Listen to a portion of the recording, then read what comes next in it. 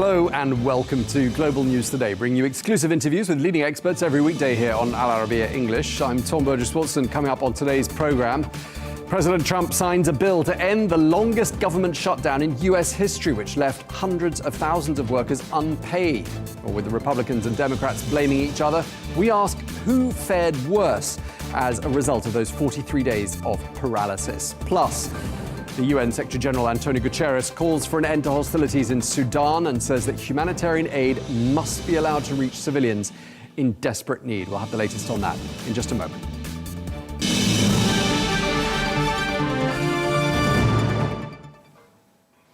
Hello and welcome to the programme. We begin in the United States, where government employees have been returning to work today after the longest shutdown in US history. That 43-day shutdown caused disruption to the lives of millions of people, causing interruptions to federal benefits, snarling up air travel, and forcing more than 1 million workers to go unpaid. Well, in the eyes of the US public, neither the Republicans nor the Democrats gained any mileage from those 43 days of disruption. A Reuters Ipsos poll found that 50% of Americans blamed the Republicans, whilst 47% blamed the Democrats. Well, let's discuss this further. I'm joined now by Amanda Mackey, who is a Republican strategist and lawyer who's based in Florida. Very nice to have you back, Amanda. And we're also joined by Greg Swenson, who is the chair of Republicans Overseas, who joins us from Washington for a change. Greg, great to have you with us as well. This shutdown, 43 days long, the longest in US history, is over. President Trump said people were hurt so badly. Greg, let me ask you first. Who does the US public blame for that long, historically long shutdown? Tom, I'm not sure. I think the polls are kind of split on it, and I don't think anybody really wins with a shutdown. And of course, people on the left are going to blame Republicans. But I do think if you look through a lot of the noise, this was definitely the Chuck Schumer shutdown. And, you know, the Democrats had every opportunity to vote for the so-called continuing resolution several times and over the last 40 days. And they finally voted for it yesterday. And basically, it's the same terms that were offered to them 40 days ago. And so I think it's ultimately a loser for the Democrats. I don't think mainstream Democrats were for it. I think it was really inspired by some of the radical fringe. And that's why the radical fringe, the progressive left wing of the Democrat Party is so disappointed and annoyed with Chuck Schumer, even though he voted against the continuing resolution last night. So I do think ultimately the Republicans will look better. But right now, I think the public perception is probably split. Amanda, would you largely agree with that assessment, that no one really came out of this looking particularly brilliant? Well, I think the proof will ultimately be in what the rhetoric turns out to be. Certainly, the Republicans have the best argument to make. You guys won nothing. You achieved nothing other than holding the American people hostage. You literally did not achieve anything in holding the government closed, shut down, other than create a dangerous situation for people potentially in the skies. You created a situation that made a lot of people uneasy about 42 million Americans going without SNAP food benefits for the needy and the poor.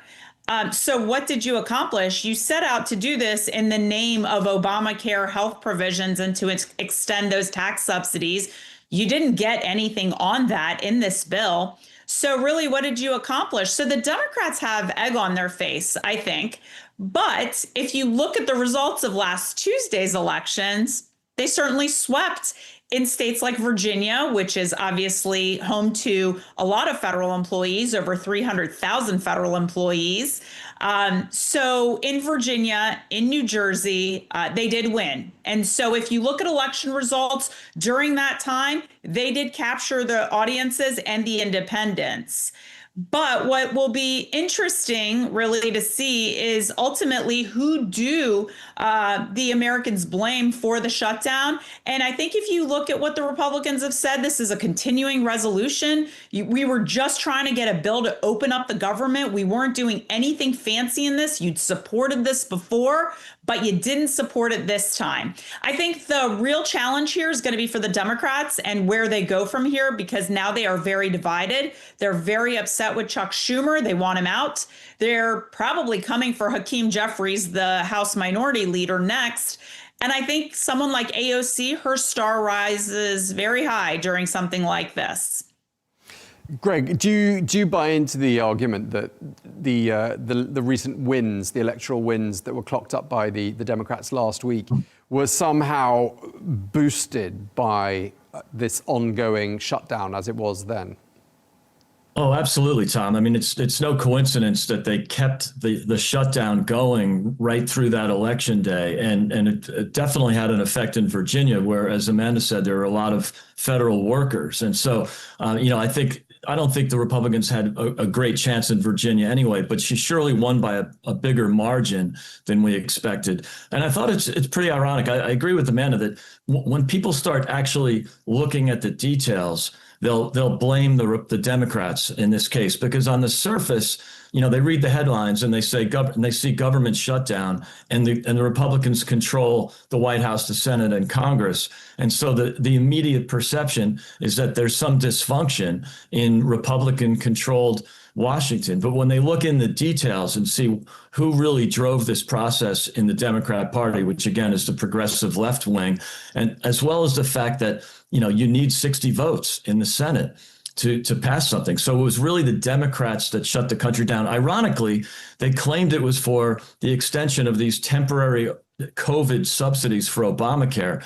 But what they were trying to do really was provide Obamacare or free medical care for illegal migrants. And yet they shut down food stamps. So they're starving people to give free health care to illegal migrants. It doesn't sell well when you really look at the details. Yeah, one thing I didn't really understand about this shutdown is that, obviously a shutdown is about raising the debt ceiling. And the US has 38 trillion US dollars of US national debt. It's probably 39 by now, because I checked that about an hour or two ago. It grows, actually, I'm being facetious, it grows by 1.8 trillion US dollars every year. But I mean, usually when there's a shutdown, there's a debate about that. It's about why is the US government allowing debt to simply run away? Amanda, why wasn't anyone talking about that?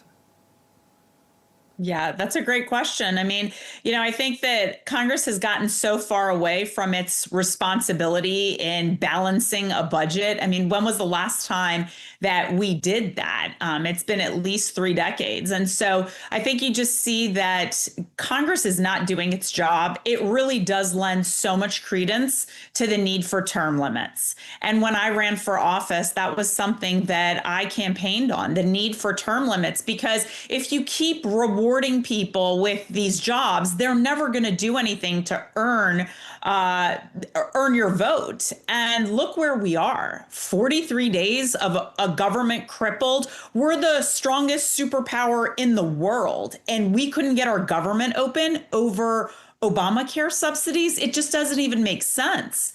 We exposed ourselves. We make ourselves vulnerable by doing this. When workers aren't working, government is basically collapsed. And yet our members of Congress are still getting paid, by the way. No other government worker is but them. And so they have the luxury of doing this, and they have the luxury of making Americans miserable. I am originally from Washington, D.C., and I happened to be in D.C. during the shutdown, and it really was very traumatic to see what was happening. My father is a surgeon in the area. He sees patients. Patients were not coming in because they couldn't pay the $10 or $15 that it takes to see a doctor. That's how people were budgeting. To think that people were leaving their jobs with being an air traffic controller or whatever government job that they had to do Uber delivery or to work some kind of a way to make quick money on the side or staying home because they couldn't pay for childcare. This is insanity for a government as strong and as powerful as this nation is. So what the Democrats did was absolutely criminal. And I hope that the Republicans really take them to task on this. But I would just say the broader picture here, two things. One, the Democrats could have worked on these Obamacare subsidies, extensions of tax credits when they controlled all the levers of Congress and the federal government when they had the White House under Joe Biden. They did not. Why? Because Obamacare is unaffordable. And that's what the Republicans preached when I worked in Congress, when Obamacare passed. And we said this is not a sustainable program. Yet when the time came, they didn't have the guts to do anything about it. So I would say that is one, major sticking point. But two, I think it just really shows the need for term limits in our government so that people get out of the way who don't want to do their jobs, but still demand to get paid every day when government employees aren't. Okay, Greg, lots to pick up on there. I mean, first of all, why weren't the Republicans jumping up and down about the 38 trillion US dollars of national debt? And another point I want to pick up off from what Amanda was just saying there is, I mean, if Congress men and women were not paid during government shutdowns, I mean, do you get the impression they might be a little bit shorter than 43 days? Yeah, look, there's a couple of things to dissect there, but I think what's important to know is there were a few fiscal hawks, notably Massey in the Congress, and I would imagine Senator from Kentucky that actually didn't vote for the continuing resolution, and perhaps you could argue those.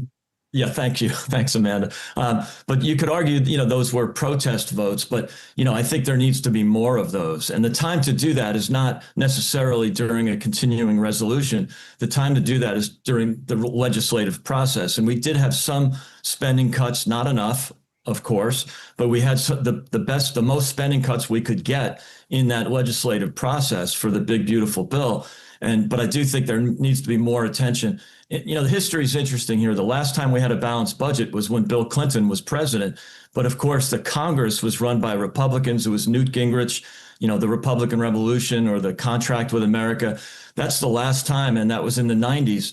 But, Bill Clinton clearly pivoted toward the middle because he was really beaten so badly in the 94 midterms. And so you saw, a really powerful Congress, and there was a solid majority, which we just don't have right now. So things are going to be difficult. I think it will continue to be difficult in terms of serious spending cuts. It's something that Republicans always talk about, but we don't often deliver.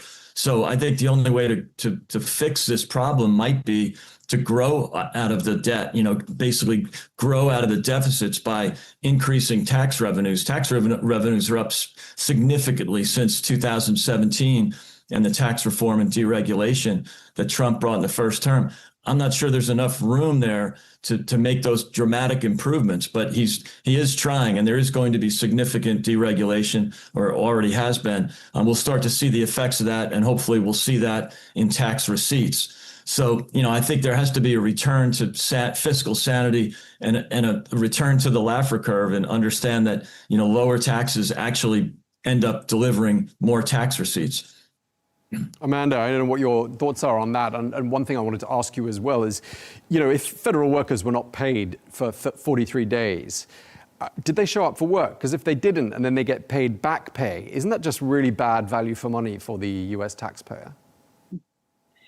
It is, but the payments were divided. So basically, for the first 2 weeks they were set, but really it was after those 2 weeks where they weren't then getting paid. So look, the bottom line is, you look at the salary of a soldier who enlists at age 18, even if they work their way up the ranks to being like an E3, which is probably in like the mid 20s, you're talking about someone who might be deployed, has a family here, making about $22,000 a year. So just about $2,000 a month. And they have to worry about whether their family can eat while they may be deployed They're having this insecurity about what's happening with their families. This is terrible on so many levels. And so there are some people that can weather the storm better than others. There may be people in Washington, many of whom I know, that they work for the government. The husband does, but the wife works a corporate job. And so they were insulated from the effects of this. But I can tell you, anecdotally, we had a lot of people that couldn't pay rent. You know, the rent that came on November 1st, people couldn't pay it because they hadn't received a paycheck. Utility bills, mortgages, car payments, they don't stop because the government is shut down. So unfortunately, in the area of Washington, D.C. and the surrounding suburbs, they experienced it much worse than the rest of the country did. The rest of the country may not have even noticed it, other than they couldn't go to like a national park or, something that they needed to do with the government. They couldn't, reach someone. But by and large, government employees went to work unless they truly couldn't. But just the fact that we did this to them, just the fact that Democrats allowed this to happen in the name of politics. And we know it was in the name of politics because the day after the Tuesday elections in Virginia and New Jersey, and of course, New York City, they asked for a meeting with President Trump. The Democrat leaders wrote a letter saying, we'd like to talk with you now. So it was very evident what they did, and they played politics with the American people's lives. And Yeah, Greg, totally. I mean, look, Tom, they use the term by any means necessary. That seems to be the central theme in the Democrat Party right now as they've pivoted to the radical left.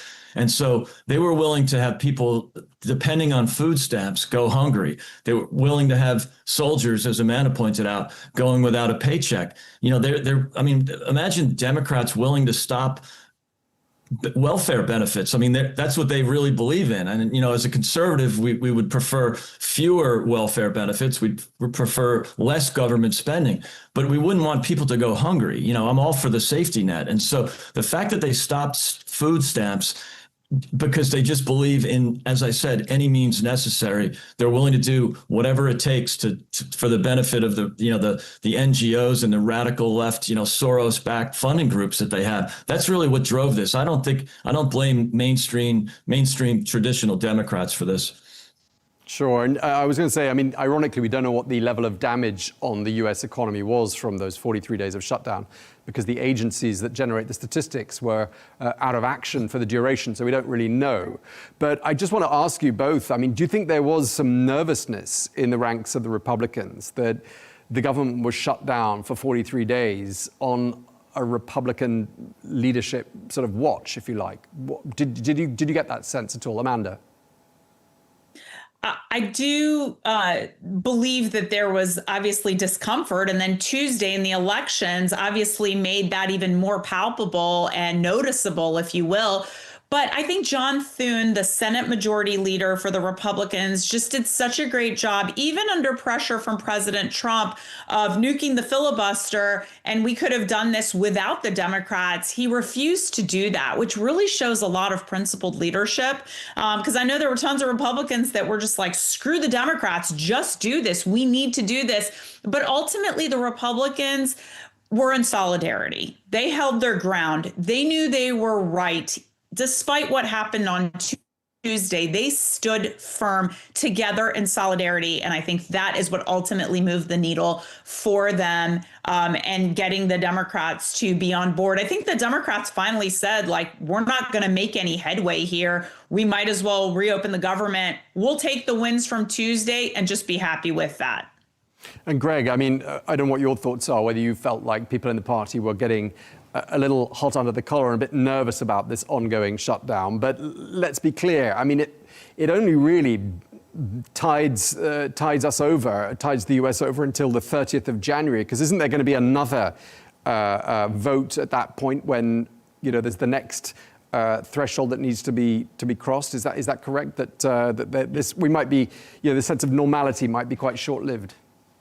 Yeah, I mean, we go through this, it seems like once or twice a year, and typically it goes unnoticed because the Democrats, especially when they're in power, always pass the continuing resolutions. They love spending money. So, I don't think there's a risk of that when Democrats control any of the branches in Washington, but there is that risk in January. But a few of this continuing resolution included a few appropriations for some parts of the government that will not be at risk in January. So not only didn't the Democrats win anything, but the Republicans actually picked up a couple of notches in effect. And so I think that it'll be much less risk in January than it was now. But yeah, I agree that the Republicans.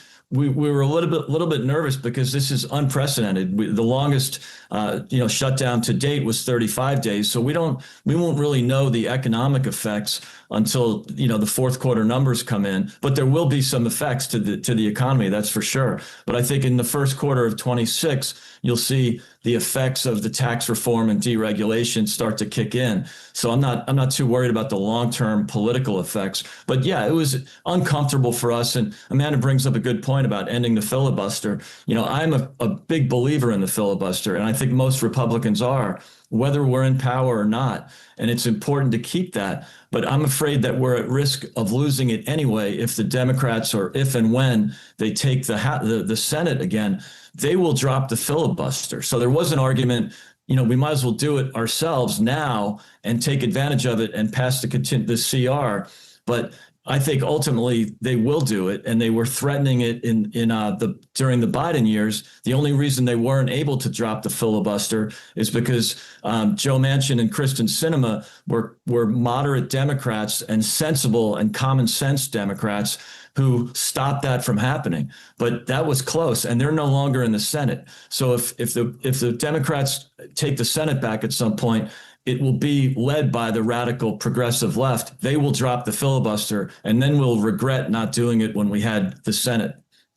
Okay, and just to both of you, really, just to wrap up this conversation, Greg, I'll go back to you so that Amanda finishes. So we're not sure what effect this shutdown has had on the economy. Has it had any effect on President Trump's approval rating?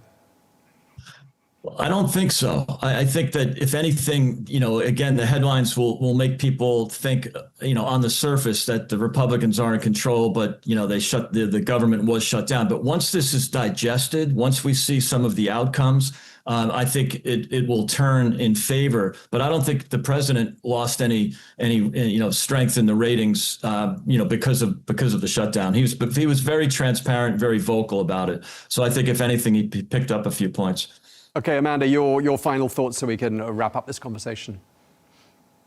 I would just say that you'll see the divisions and the fissure between the Democrats and the leadership, and the Nancy Pelosi, who the day after Zohran Mamdani was elected, saw her way out into retirement. I think it just shows where the Democratic Party is headed. And I think you're going to see a lot of finger pointing, a lot of blaming of the leadership, the current leadership by the Democrats. So that in and of itself will bubble to the surface how this was the Democrats' ploy all along to target the Republicans, to make Trump look bad, when in fact they're the ones that look bad and their leadership is eroding.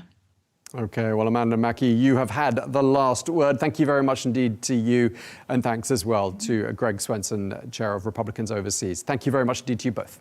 Thank you. Thank you both, guys. Thanks. Thank you.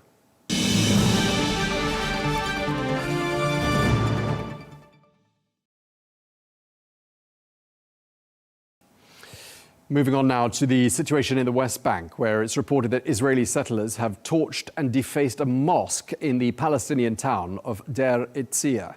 It's also reported that settlers attacked villages of Beit Lid and Deir Sharaf, setting fire to farm equipment, farmland, tents and warehouses belonging to Bedouin communities. While several Palestinians are understood to have been injured. Well, these are the latest in what's been a series of attacks in the West Bank, attacks that have provoked condemnation from within Israel, as well as messages of concern from the Trump administration. Well, President Isaac Herzog himself described those attacks as shocking and serious, whilst the US Secretary of State Marco Rubio warned that these events could undermine peace efforts in Gaza. Well, settler attacks are reported to have intensified in recent weeks as Palestinians harvest their olive trees. The month of October saw the highest ever number of recorded settler attacks in the West Bank since records began. Well, for more, we're joined now by Ghassan Khatib, who is a former Palestinian minister who joins us now from Ramallah. Thank you very much indeed for joining us, sir. We're told there's been a surge in settler violence.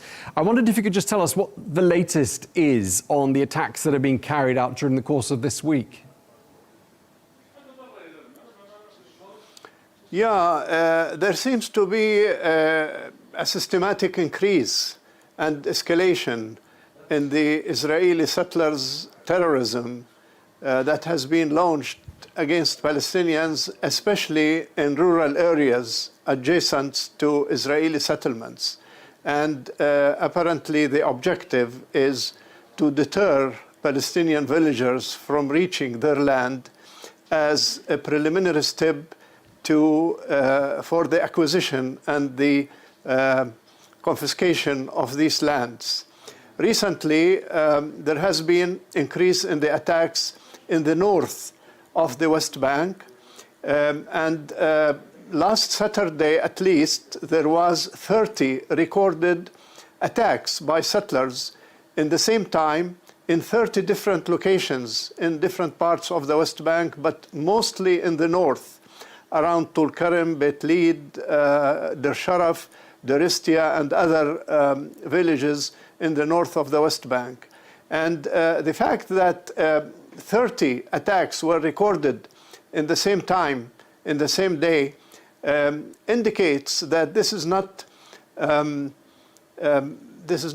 arbitrary as much as it is orchestrated and planned. Okay. The other phenomenon is that these attacks happened, most of it at least, in the presence of Israeli army.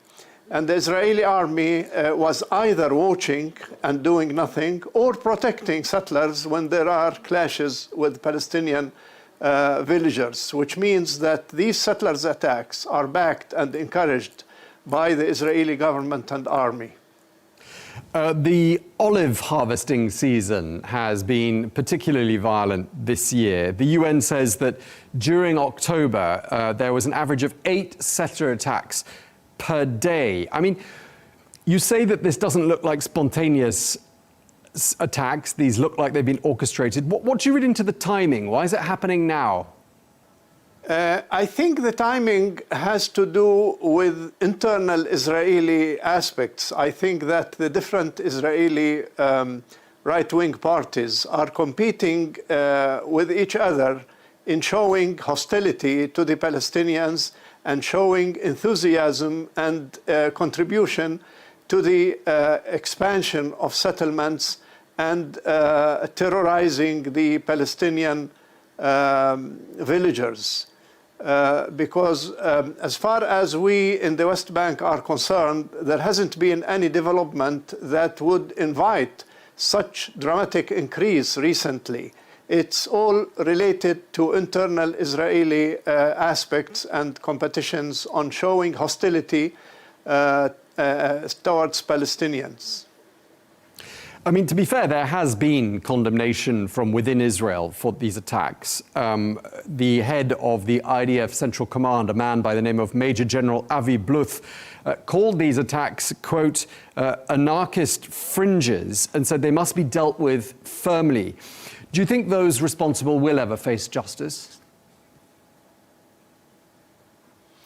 I don't think so, because there has been several experiences of arresting some of those activists, Jewish activists, but then released due to quote-unquote lack of evidence. I think the only way to deter these attacks is if there is going to be international pressure. That's why it is important that the media, especially the media that has access to the international audience, focus on this phenomenon, and the attention of the international community, whether on public level, media level, or governmental level, will bring pressure on the government of Israel and the Israeli army, and hopefully convince them of doing something to stop this terrorism. Yeah, we did hear from the US Secretary of State Marco Rubio, who said that these attacks that he appeared to condemn risk undermining peace efforts in Gaza. So we have heard something from some senior officials in Washington. We need more. We need sanctions on the, number one, the individuals, settlers who have been doing this. And we need sanctions against the Israeli ministers who have been encouraging this phenomenon publicly. And I think also we need sanctions against the Israeli government that has been allowing this and closing an eye on it. Imagine the shoe was on the other foot. We're in a situation where we've got Israeli settlers stealing bags of olives, throwing stones at the harvesters, a lot of people injured, a lot of people needing medical treatment. How would the Israeli authorities respond if Palestinian people were throwing stones and stealing property from Israelis? Well, we don't need to imagine. We can look at specific incidents. Last week, there were two teenagers, 14 years old, throwing stones near the separation wall, and they were ambushed by Israeli soldiers and shot and killed, both of them, and both of them were 14 years old. So the way Israel responds to any kind of Palestinian attacks, even if it's only by stones, is immediately shoot to kill.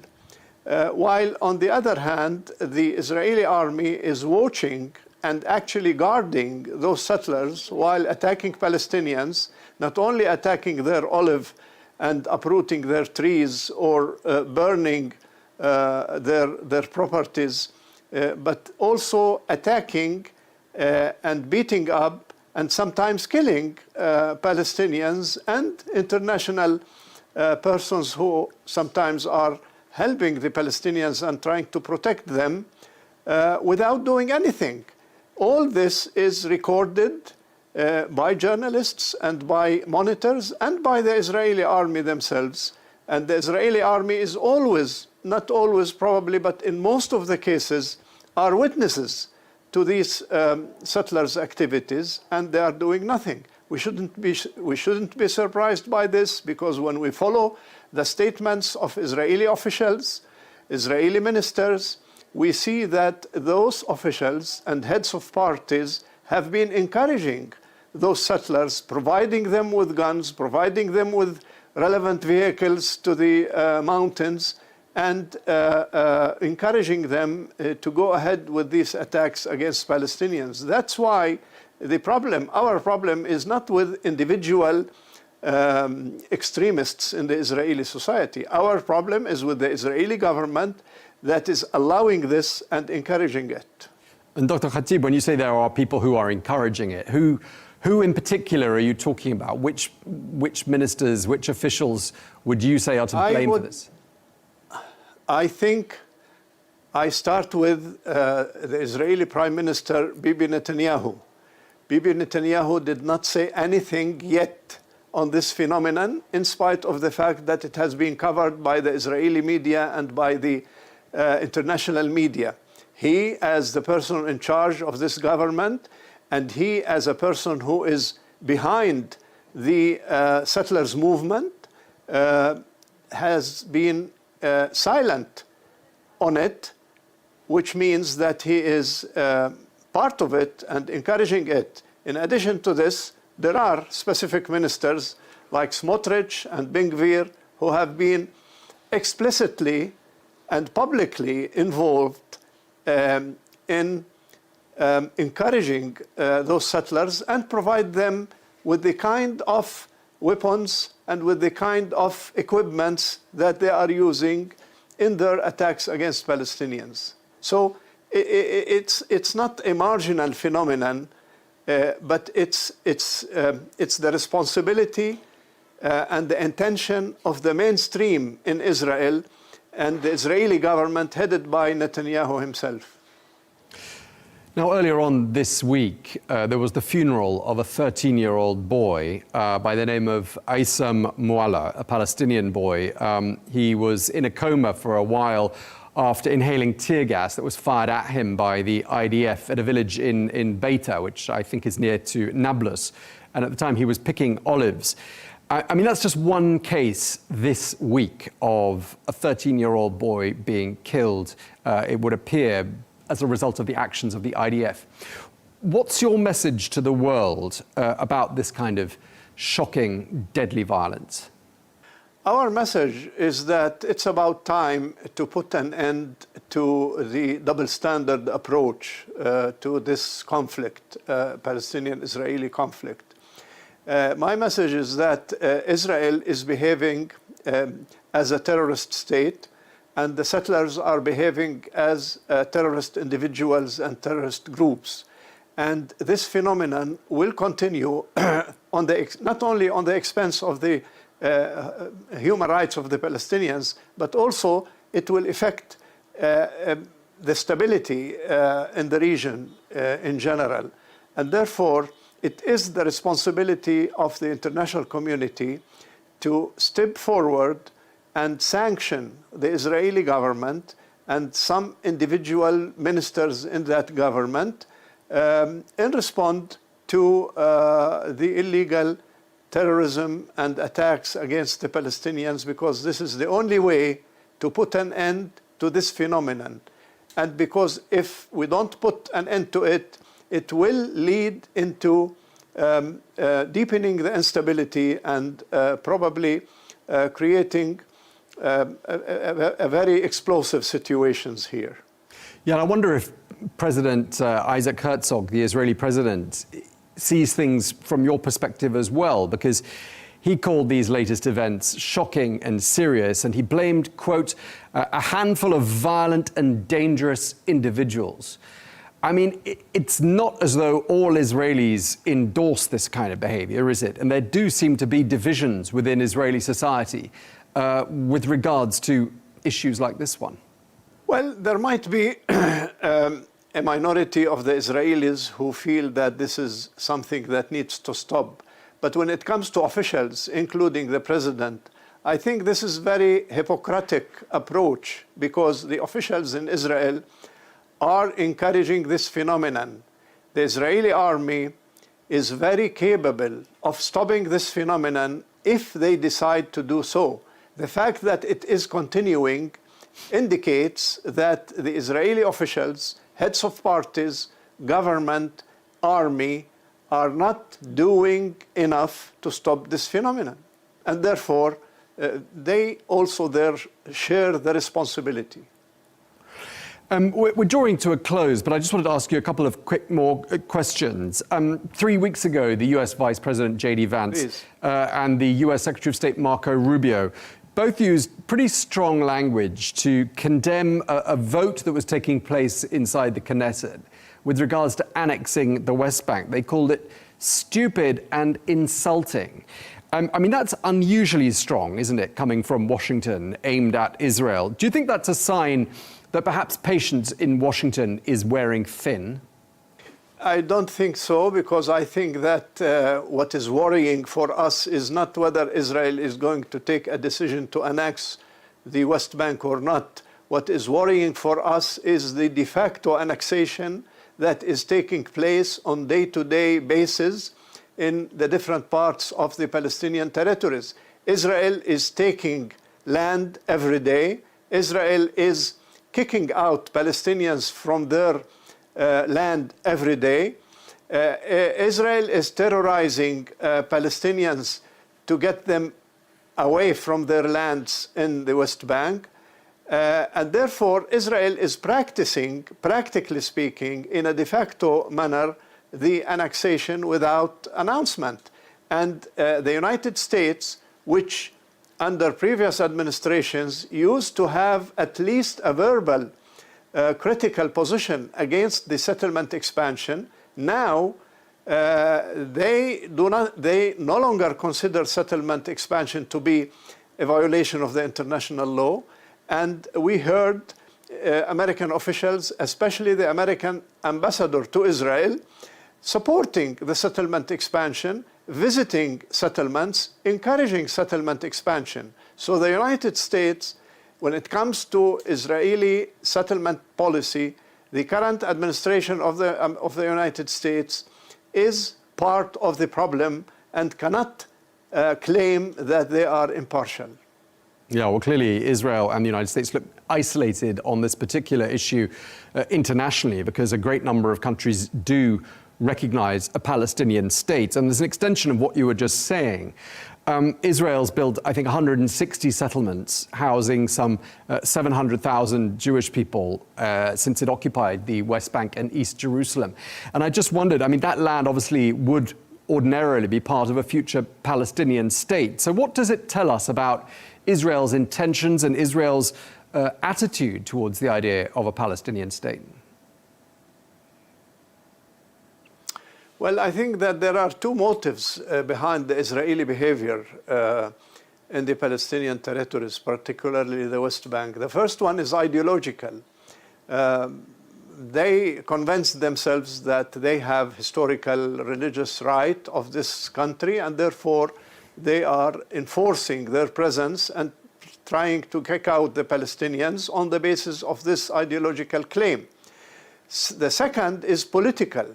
The current Israeli government, and I think the majority of the Israeli people now, are against the idea of a Palestinian state on the basis of the two-state solution.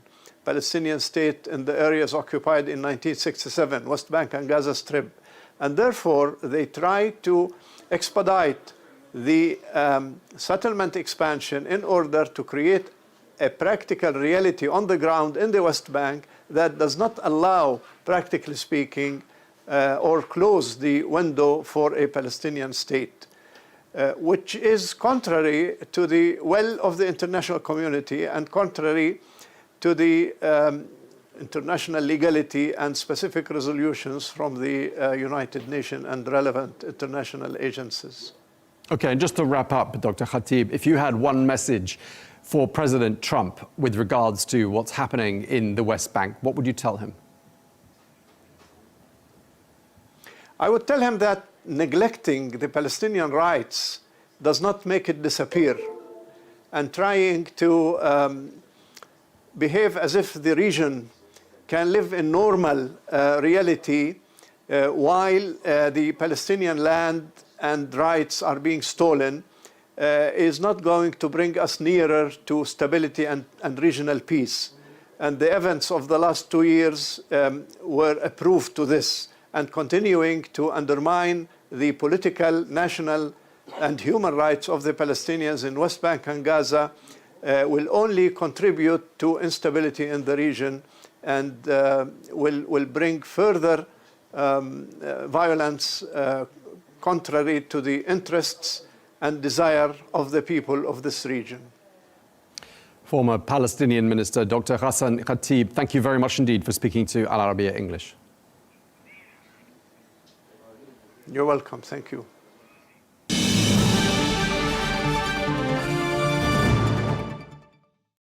And finally today, the UN Secretary General Antonio Guterres is expressing his grave concern about the situation in Sudan.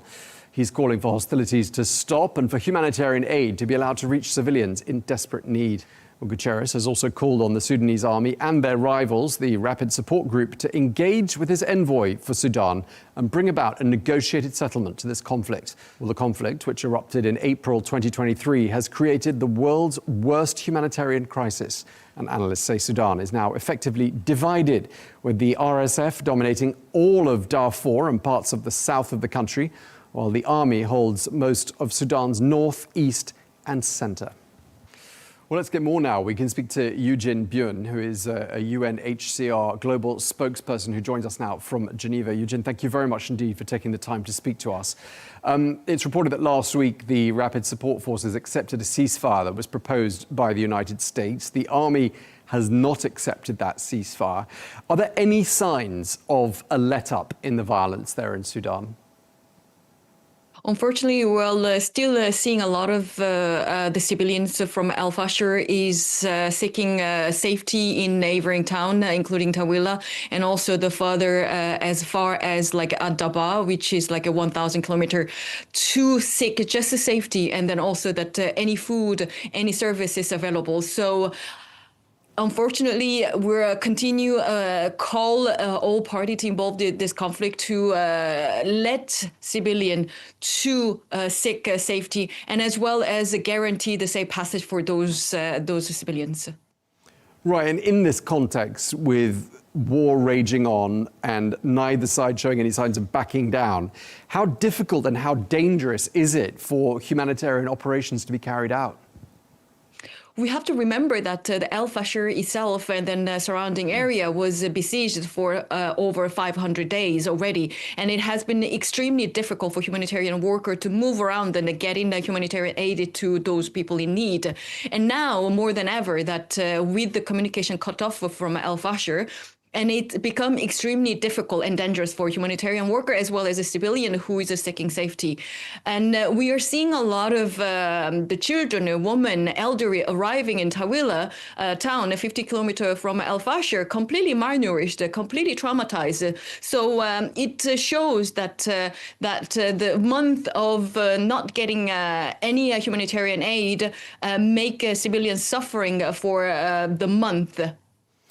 Right, and just really to remind our viewers, I mean, two weeks ago, the Rapid Support Forces captured Al Fashir. That was the last stronghold that the army had in Western Darfur.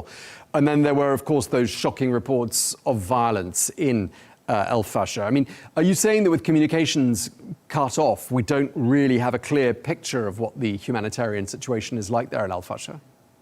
Unfortunately not. We are hearing we're hearing those displaced population arriving in nearest town Tawila, including Tawila, saying that there is a lot of people who are still trapped, especially those disabled population as well as elderly who cannot escape from the violence immediately. So they are looking for those people who are trapped in the city, and then we don't even know that how many people are actually trapped in the city. And with the no communication and with the no humanitarian aid getting in, the situation in Al Fashir will go catastrophic as possible.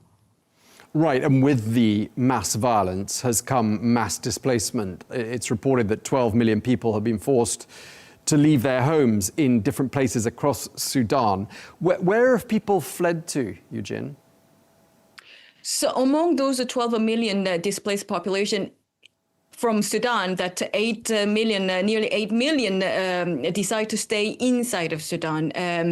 They're moving around wherever they can find safety. We're hearing the story that how many times they're displaced. There is twice and three times, many of them already displaced.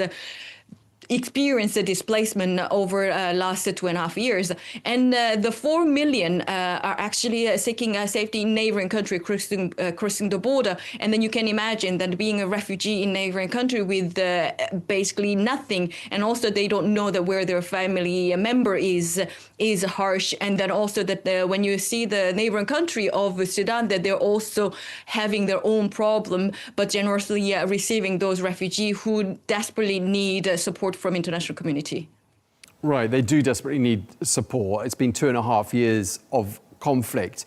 And I'm wondering, of the humanitarian aid that's needed, what sort of percentage is actually reaching the people in need?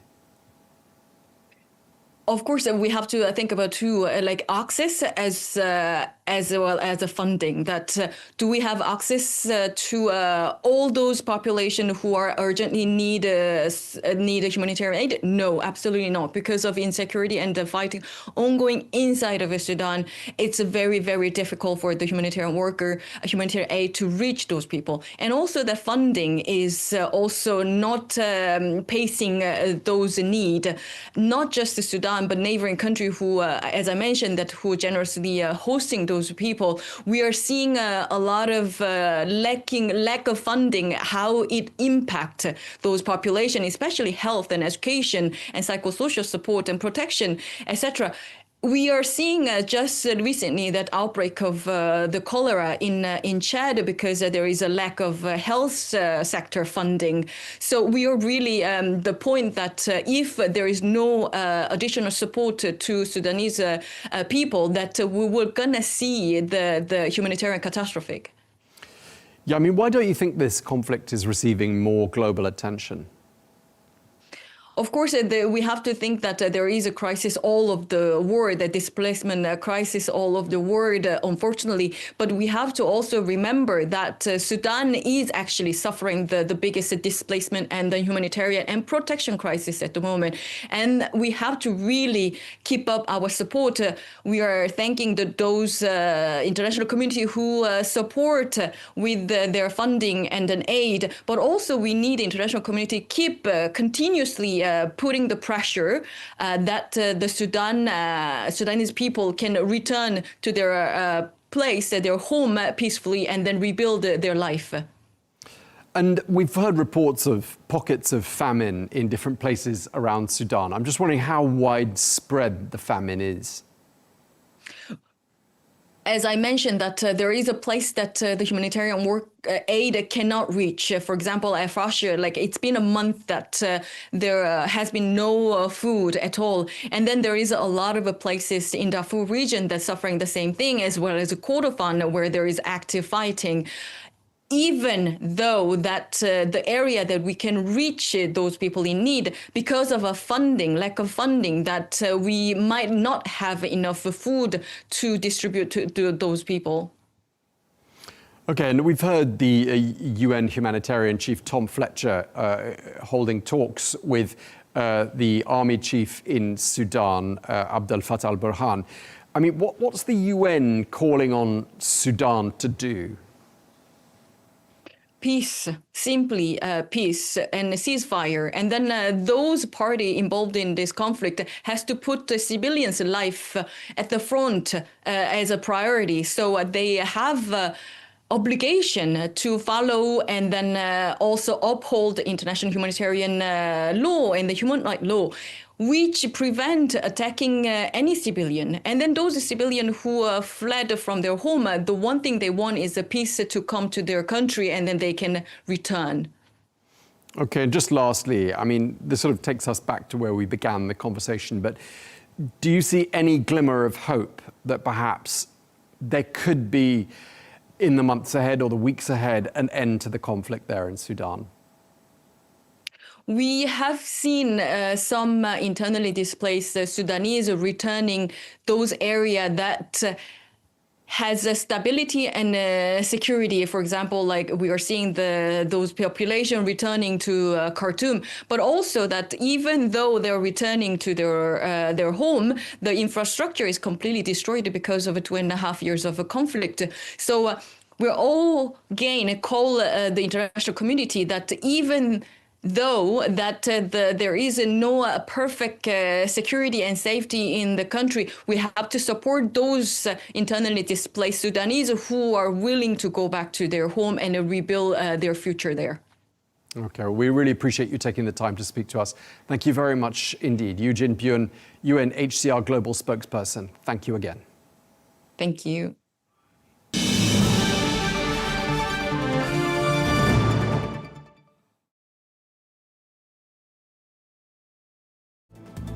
Well, that's all we have time for this edition of Global News Today. Thank you very much indeed for watching. Do join us tomorrow for a look back at some of the best interviews of the week. Until then, goodbye.